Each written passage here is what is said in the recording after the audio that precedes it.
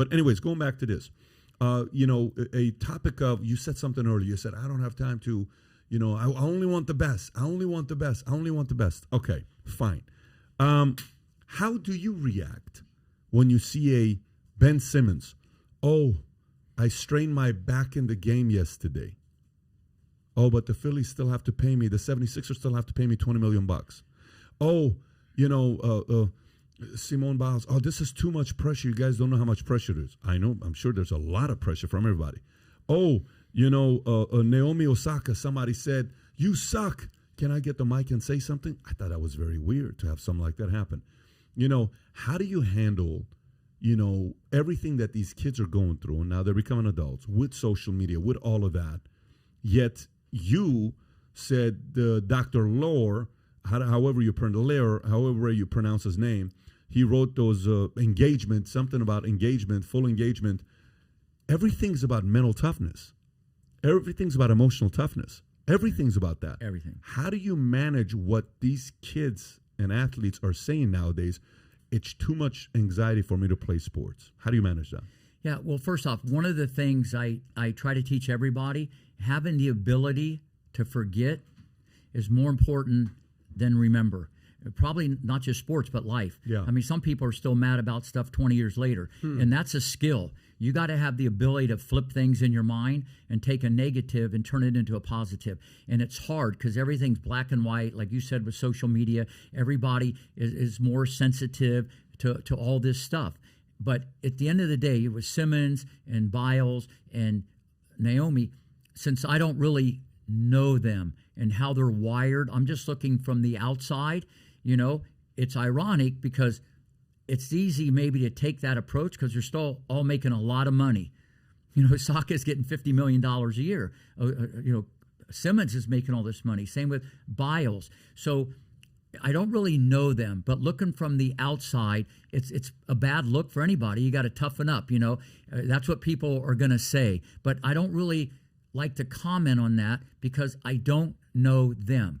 If you ask me about someone else and I knew them, I could tell you exactly what the temperature was and why that is going on. Well, let me ask you this. When you coach the folks that you coach, Gary Capriati, all the names that you just said, right, that you coach, Roddick, all those guys, how would you have handled it if one of them, or maybe did you ever have a player that came up that constantly was like mental and emotional anxiety, all of that, and you just eventually said, look, the pros just may not be for you. You may want to go to a different job because this comes with a lot of pressure. How did you handle that when that came up when you were coaching them?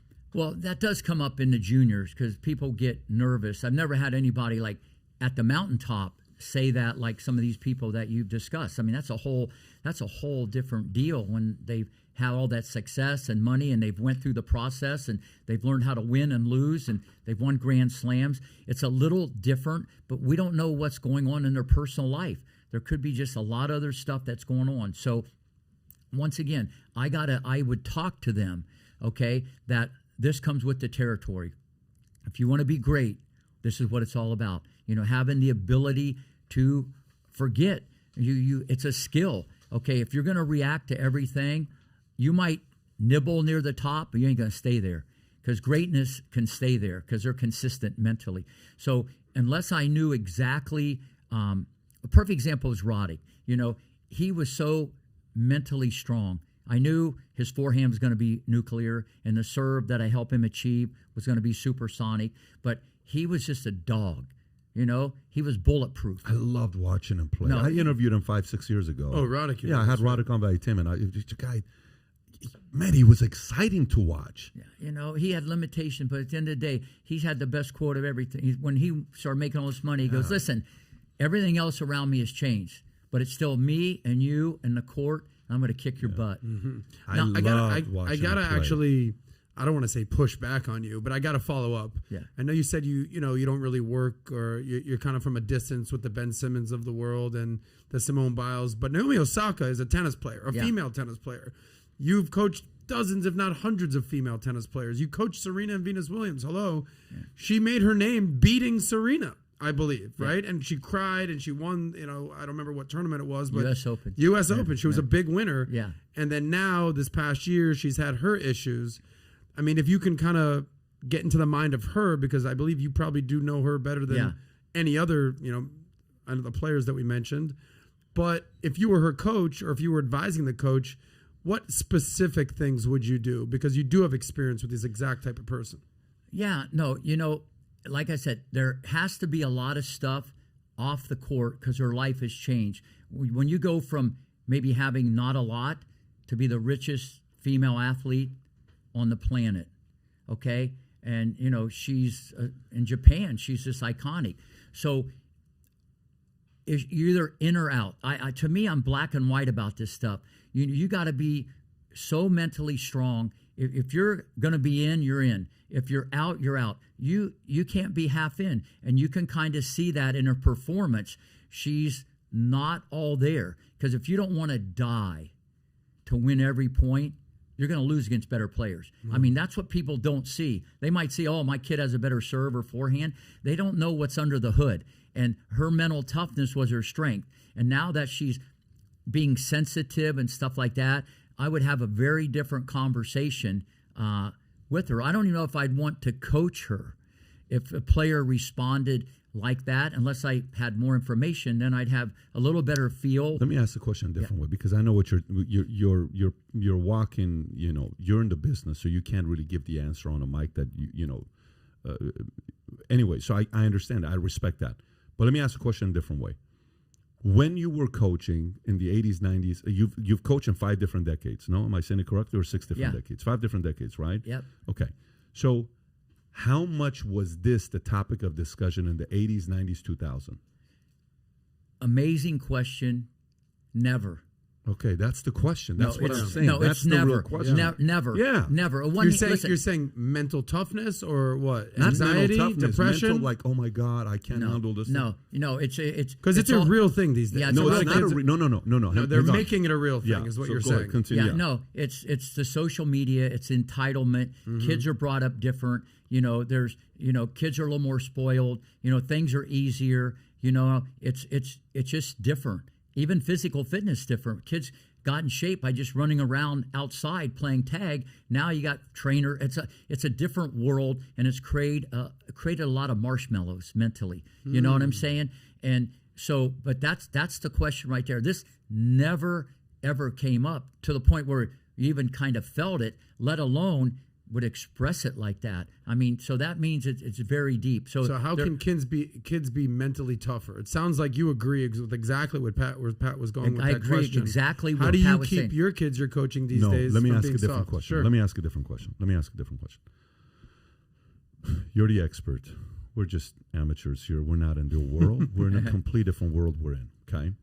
How much of this is a problem that was non-existent, that's been created purely out of the imagination of, how they say all these new phobics